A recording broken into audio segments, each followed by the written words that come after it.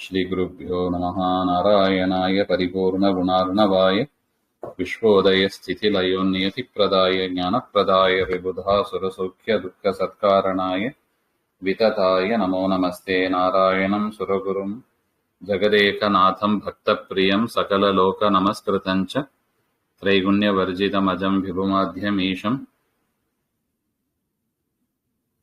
ವಂದೇ ಭವಘ್ನಮರಾಸುರಸಿದ್ಧವಂದ್ಯಂ ನಾರಾಯಣಂ ನಮಸ್ಕೃತ್ಯ ನರಂ ಚೈವ ನರೋತ್ತಮಂ ದೇವೀಂ ಸರಸ್ವತೀಂ ವ್ಯಾಸಂ ತತೋ ಜಯಮುದೀರಯೇ. ಕೃಷ್ಣಾಯ ವಾಸುದೇವಾಯ ಹರಯೇ ಪರಮಾತ್ಮನೇ ಪ್ರಣತಃ ಕ್ಲೇಶನಾಶಾಯ ಗೋವಿಂದಾಯ ನಮೋ ನಮಃ.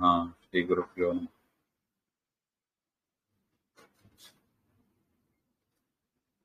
ಶ್ರೀಮನ್ ಮಹಾಭಾರತ ತಾತ್ಪರ್ಯ ನಿರ್ಣಯ 3ನೇ ಅಧ್ಯಾಯದಲ್ಲಿ 41ನೇ ಶ್ಲೋಕ.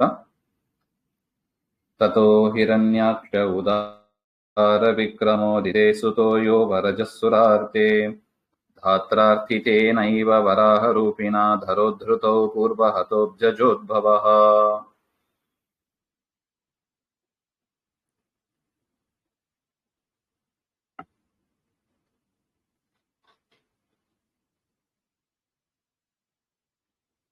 ತತ್ರ ಅಂದ್ರೆ ಯೋ ದಿದೇಹೇ ಸುತಃ ಹಿರಣ್ಯಾಕ್ಷಃ ಅವರಜಃ, ದ್ವಿತೀಯ ಮಕ್ಕಳಲ್ಲಿ ಸಣ್ಣವನು, ತಮ್ಮನಾದವ ಅಂತ ಅರ್ಥ.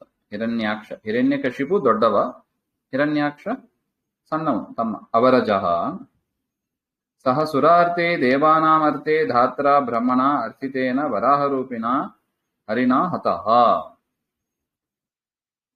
ದೇವತೆಗಳು ಹೋಗಿ ಅವನ ಹಿಂಸೆ ಜಾಸ್ತಿ ಆಯಿತು, ಹಿರಣ್ಯಾಕ್ಷನ ಹಿಂಸೆ.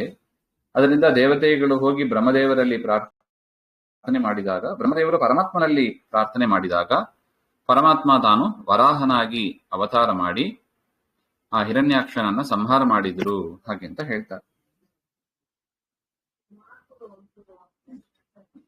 ತಥಾ ಪೂರ್ವಂ ಧರೋಧೃತೌ ಪ್ರಳಯೋದಕೆ ಮಗ್ನಾಯಾಃ ಉದ್ಧೃತೌ ಅಬ್ಜಜಾತ್ ಬ್ರಹ್ಮಣಃ ಸಕಾಶಾತ್ ಉತ್ಪನ್ನಃ. ಆ ಭೂಮಿ ಪ್ರಳಯೋದಕದಲ್ಲಿ ಮುಳುಗಿತ್ತು, ಇವನು ತಗೊಂಡೇ ಮುಳುಗಿಸಿಟ್ಟಿದ್ದ ಅದನ್ನು. ಅಬ್ಜಜಾತ್ ಬ್ರಹ್ಮಣಃ ಸಕಾಶಾತ್ ಉತ್ಪನ್ನಃ, ಬ್ರಹ್ಮದೇವರಿಂದ ಮೊದಲೇ ಹುಟ್ಟಿದ ಆದಿ ಹಿರಣ್ಯಾಕ್ಷ, ಹಾಗೆ ಅಂತ. ಆದಿ ಹಿರಣ್ಯಾಕ್ಷ ಪೂರ್ವಂ ಹತಃ, ಮೊದಲು ಸತ್ತ, ಹಾಗೆ ಅಂತ ಅರ್ಥ. ಅಂದ್ರೆ 2 ಹಿರಣ್ಯಾಕ್ಷರು ಇದ್ದಾರೆ. ಆದಿ ಹಿರಣ್ಯಾಕ್ಷ, ದ್ವಿತೀಯ ಮಗನಾದ ಬಂದ ಹಿರಣ್ಯಾಕ್ಷ.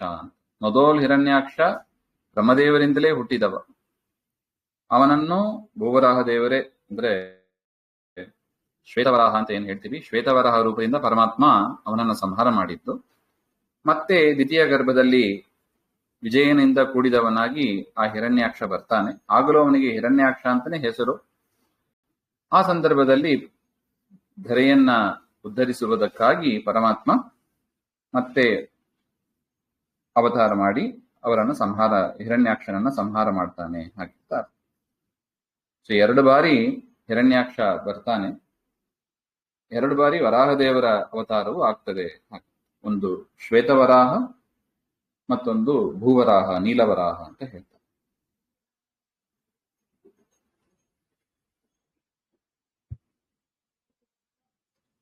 ಸಹ ಹಿರಣ್ಯಾಕ್ಷ ಅಂದ್ರೆ ಆದಿ ಹಿರಣ್ಯಾಕ್ಷ ದಂಶ್ರಯ ಹತಃ, ಪರಮಾತ್ಮನ ಹಲ್ಲಿನಿಂದ ಸತ್ತ ಅಂತ ಹೇಳ್ತಾರೆ. ದ್ವಿತೀಯ ವಾರಂ ತೇನ ಆವಿಷ್ಟೇನ ದ್ವಾರಪಾಲತ್ವೇನ ತನ್ನಾಮ್ನಾ ಬಲಾತ್ ಮಜ್ಜಿತಾಂ ಭೂಮಿಮುದ್ಧರ್ತುಂ. 2ನೇ ಬಾರಿ ವಿಜಯನ ಒಂದು ಆವೇಶ ಇದೆ ಅವನಲ್ಲಿ, ಸನ್ನಿಧಾನ ಇದೆ ಅವನಲ್ಲಿ. ದ್ವಿತೀಯ ವಾರಂ ತೇನ ಆವಿಷ್ಟೇನ ದ್ವಾರಪಾಲೇನ, ಅದರಿಂದ ಅವನಿಗೆ ಇನ್ನು ಬಲ ಜಾಸ್ತಿ ಆಯ್ತು. ಮೊದಲನೇ ಹಿರಣ್ಯಾಕ್ಷನಿಗಿಂತ 2ನೇ ಹಿರಣ್ಯಾಕ್ಷನಿಗೆ ಬಲ ಜಾಸ್ತಿ. ಅದರಿಂದ ಮತ್ತೆ ದೇವತೆಗಳು ಪ್ರಾರ್ಥನೆ ಮಾಡಿದ್ದಾರೆ, ಬ್ರಹ್ಮದೇವರು ಸ್ತೋತ್ರ ಮಾಡಿದ್ದಾರೆ. ಅದರಿಂದ ಪರಮಾತ್ಮ ಮತ್ತೆ ವರಾಹ ರೂಪದಿಂದ ಬಂದು ಹಸ್ತೇನ ಕರ್ಣತಾಡನಾಥ್, 2ನೇ ಬಾರಿ ವರಾಹದೇವರು ಅವನ ಕಿವಿಗೆ ಹೊಡೆದಿದ್ದಾರೆ. ಕಿವಿಗೆ ಹೊಡೆದದಕ್ಕೆ ಅವನು ದ್ವಿತೀಯ ಮಗನಾದ ಹಿರಣ್ಯಾಕ್ಷ ಸತ್ತ, ಹಾಗೆ. ವ್ಯಾಖ್ಯಾನಕಾರರು ಬ್ರಹ್ಮಾಂಡ ಪುರಾಣದ ವಾಕ್ಯವನ್ನು ಕೂಡ ತಿಳಿಸ್ತಾರೆ.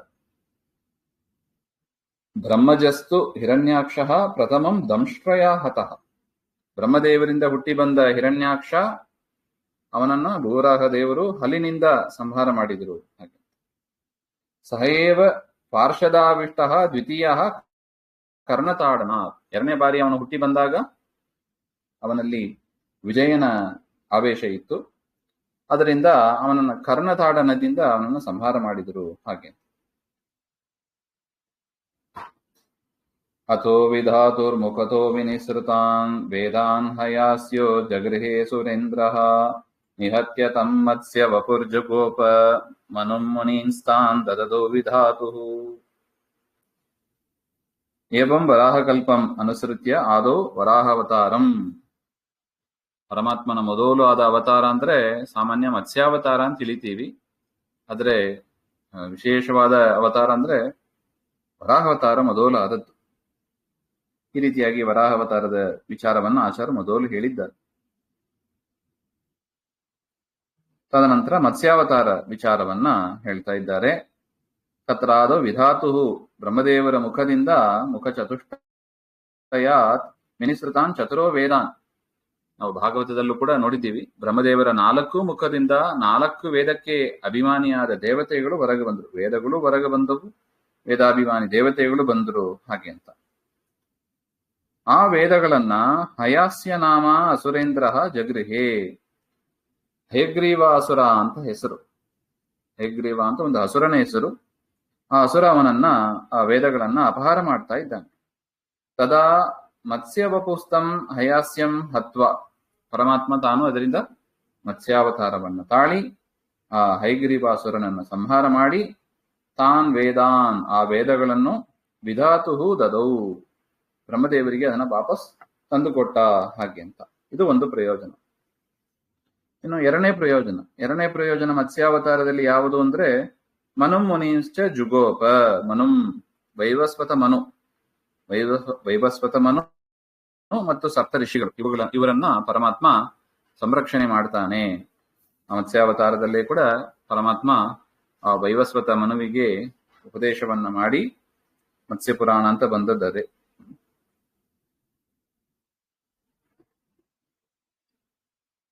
ಈ ರೀತಿಯಾಗಿ ಆ ಮನುವಿನ ರಕ್ಷಣೆ, ಸಪ್ತರ್ಷಿಗಳ ರಕ್ಷಣೆಯನ್ನ ಪರಮಾತ್ಮ ಮತ್ಸ್ಯ ರೂಪದಿಂದ ಮಾಡಿದ್ದು ಹಾಗೆ ಅಂತ ಹೇಳ್ತಾರೆ.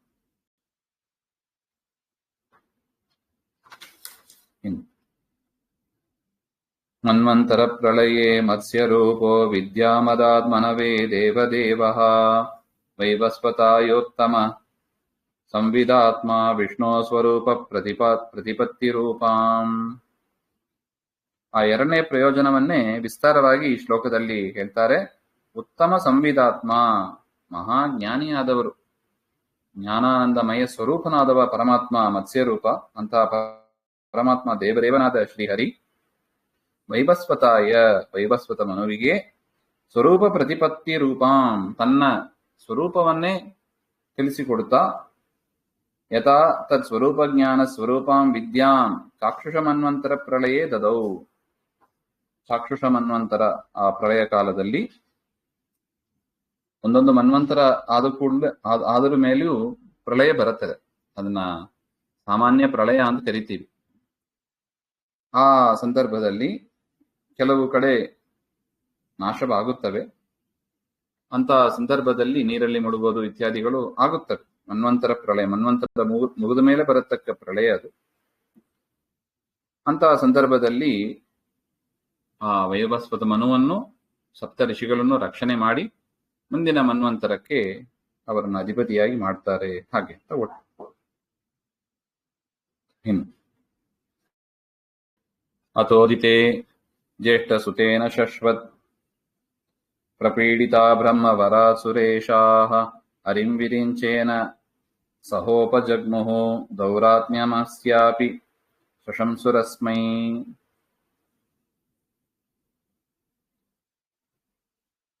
ನರಸಿಂಹಾವತಾರ ಸಂಗತಿಂ ದರ್ಶಯತಿ. ನರಸಿಂಹದೇವರ ವಿಚಾರವನ್ನ ಹೇಳ್ತಾ ಇದ್ದಾರೆ. ದಿತಿದೇವಿಯ 2 ಮಕ್ಕಳು ಅಂತ ನೋಡಿದ್ದೀವಿ, ಹಿರಣ್ಯಕಶಿಪು ಹಿರಣ್ಯಾಕ್ಷ. ಹಿರಣ್ಯಾಕ್ಷ ಈಗಲೇ ವರಾಹದೇವರಿಂದ ಹತನಾಗಿದ್ದಾನೆ. ಆ ಹಿರಣ್ಯಕಶಿಪುವಿನ ವಿಚಾರವನ್ನ ಹೇಳ್ತಾ ಇದ್ದಾರೆ.